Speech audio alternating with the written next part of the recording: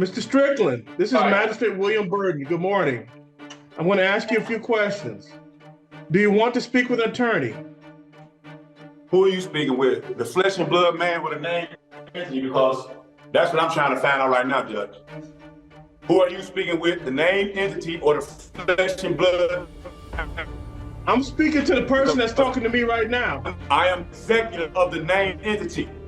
That's who you're talking to right now. Do you understand? I am the executor of the name entity. I demand to be released on my own recognizance. I have right here, Judge. You see this, Judge? You want to know something crazy? They weren't always like this. You see, before Malcolm stirred crowds into thunder, before Elijah penned his doctrine, before Black is Beautiful was a chant, there was a man in robes and a fez, you know, the hats that look like the thimble in the Monopoly game. A man who claimed to carry the ancient light of the East in the darkest corners of America. They called him Noble Drew Ali, a mystic, a prophet, a man wrapped up in both legend and legacy. His past was murky, his presence magnetic. He didn't preach hatred, but heritage. He didn't ask for civil rights. He offered divine identity. In a time when being Negro meant being nameless, he declared, "You are not Negroes, Black people, color folks. You are Moorish Americans." And from the back alleys of Newark to the heart of Chicago, he planted something radical, a movement that fused Islam, nationalism, and a metaphysical thought. Because long before woke was a word, Drew Ali, or Noble Drew Ali, taught know thyself. His real name? Uncertain. Some say Timothy Drew.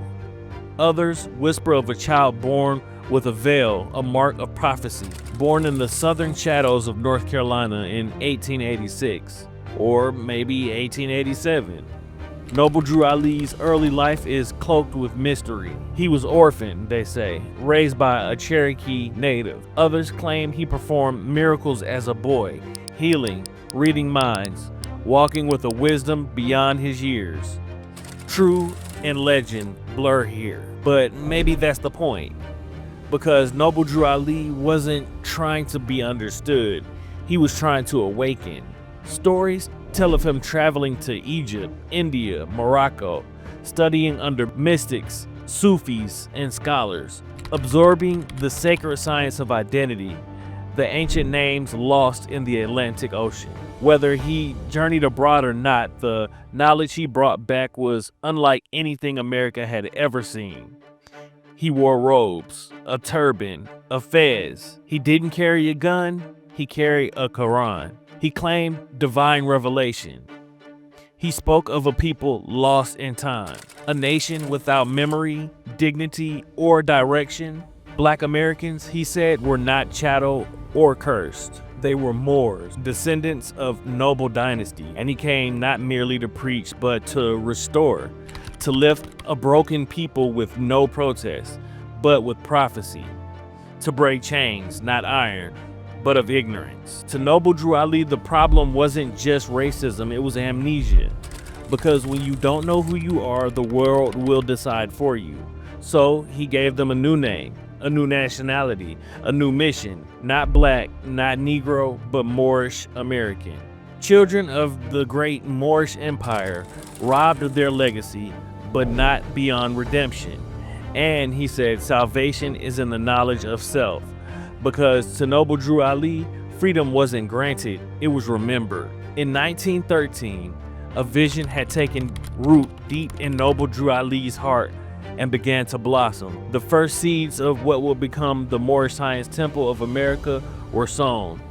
He called it a temple, not just for worship, but for knowledge, a place where people could come to reclaim what they had stolen from them. Noble Drew Ali didn't speak just religion. He spoke of history. He spoke of an identity long lost to the tides of slavery, the traumas of colonization, the erasure of Black culture. But in the temple, that veil would be lifted. It wasn't just a place to pray, it was a place to learn. to understand, to grow, to be introduced to a new way of seeing the world. A way rooted in the rich legacy of the Moors, who once ruled vast empires across Europe, North Africa, and the Middle East. Drew Ali's message was clear: you are not who they say you are. You are not slaves, you are sovereign, you are divine. He introduced new teachings of an eclectic mix of Eastern mysticism, Islam, and ancient African traditions. The Moors were the ancestors of modern Black Americans, and in them flowed the blood of kings, scientists, philosophers, and conquerors. The temple wasn't just about the spiritual, it was about the revolution of a mind, a mental awakening. Black Americans, Drew Ali insisted, were heirs to a forgotten legacy. He gave them tools to reclaim it. He emphasized that a new name, a new identity, Moorish Americans, not just a label, but recognition of their true birthright. He taught of a divine dynasty, a journey back to the greatness of their forebears. And with his words, a movement was born. The temple grew in numbers and quickly spread across the country. Each city, each temple, a beacon of hope for those seeking not just freedom, but knowledge. The people were hungry for the truth that had been denied them for far too long. Drew Ali's message gave them a sense of pride they had never known. They were no longer just a shadow in America's history. They were descendants of greatness. And soon, Drew Ali's vision would expand beyond the temple's walls, but with that momentum came both fervor and fear. Not everyone was ready for the revolution he was about to unleash. At the heart of the Moorish Science Temple, the teachings of Noble Drew Ali were both radical and revolutionary. They challenged the very core of how Black Americans see themselves, past, present, and their future. Drew Ali's philosophy was not just spiritual, it was deeply national. He understood that true freedom could not be attained by merely dismantling chains of physical slavery. No, the true battle was in the liberation of the mind, the struggle for identity. Nationality is the order of the day, he would say, emphasizing that the first step to freedom was understanding one's true heritage, your true nationality. He argued that Black Americans were not simply a Negro race lost to the pages of history, that they were descendants of the Moors, a proud people whose contributions to civilization had been wiped from the history books. To Drew Ali, nationality was more than just a title. It was the very foundation of one's existence. It was a divine calling, a direct connection to the greatness of a people once revered across the world. And for the members of the Moorish Science Temple, this meant a full transformation, not just in name, but in thought, in practice, and in belief. Central to Drew Ali's teachings was the Holy Quran of the Moorish Science Temple of America, a sacred text that combined elements of Islam's Quran, ancient wisdom, and Drew Ali's own revelations. The Quran was a guide, a blueprint for spiritual and national rebirth. It spoke of the lost history of the Moors, their divine connection to the universe, and their role in the creation of a civilization. It also laid out the steps for self-improvement, moral living, and divine consciousness. In these pages, followers found a new way to view themselves as sovereign individuals with an unshakable birthright to knowledge, dignity, and respect. Drew Ali taught that every Moorish American was born with a divine purpose. Each person was encouraged to seek out their truth through self-study, prayer, and service to the community. They taught their followers to respect their bodies, to honor their heritage, and to live in harmony with the world around them. Health, education, self-discipline, these were key aspects of the Moorish way of life. Drew Ali's message was clear: you are not a victim, you are a king, a queen, a sovereign being with a divine connection to the Creator. As Drew Ali's teaching spread, so too did his influence, but with this growth came resistance. Drew Ali's message was powerful, yes, but it was also unsettling. Many saw his rise as a challenge to the very foundation of American society. As the Moorish Science Temple grew in numbers and influence, it also attracted scrutiny. and not just from local authorities, but from the highest levels of the government. Noble Drew Ali's movement was a force unlike any others in the early 20th century America. And as Drew Ali's ideas gained traction, those in power began to see his growing influence as a direct threat. The government watched closely as the Moorish Science Temple began to expand, its message of Black empowerment resonating with more and more disenfranchised people. The temple's emphasis on national identity, divine heritage, and self-rule clashed directly with the status quo of segregated America, where Black people were still regulated to the margins. Public skepticism of Drew Ali's teachings was compounded by growing concerns over his growing influence. For many, the very idea of a self-identified Moorish American was a radical proposition. Religious leaders from established faiths felt threatened by Drew Ali's movement, while political establishment feared the potential for uprising or even organized rebellion. The temple's message was often misunderstood, misrepresented, and, in some cases, outright vilified. Authorities began to monitor Noble Drew Ali's every move. In fact, as the temple's teachings spread, the government agencies grew more and more suspicious, with some even suspecting that the Moorish Science Temple could be a front for a larger conspiracy to undermine the American government. The suspicion was further fueled by the temple's resistance to law and structures that govern society. Laws that Noble Drew Ali claimed had been imposed on Black Americans without their consent or understanding. In the face of growing resistance, Drew Ali remained defiant.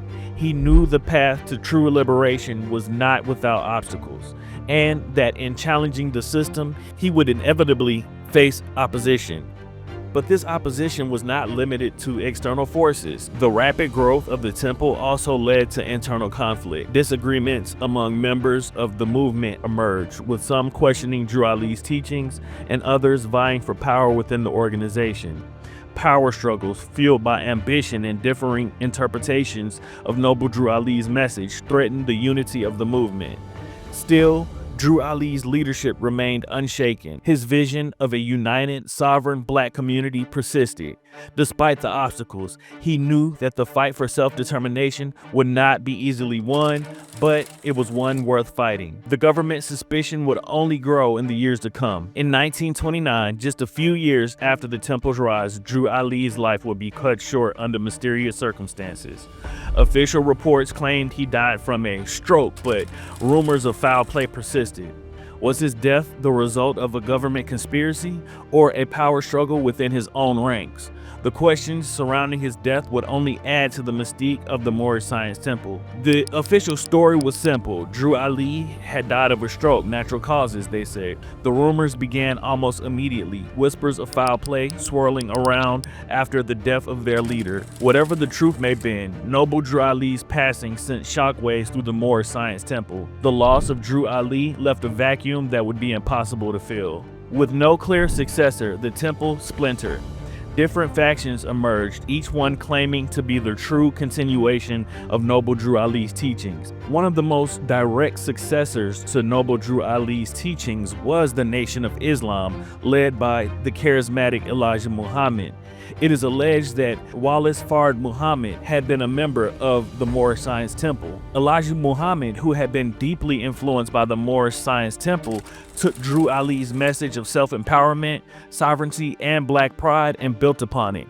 The Nation of Islam, with its emphasis on economic independence, the rejections of the white man's world, and the embrace of Black self-determination, was a natural extension of Drew Ali's ideas, only amplified and institutionalized under Elijah Muhammad's leadership. But the influence of Drew Ali didn't stop there. From the seeds he planted grew the 5% Nation, a group that broke away from the Nation of Islam in the 1960s. If you haven't yet, I suggest you watch our video on the 5% Nation linked above.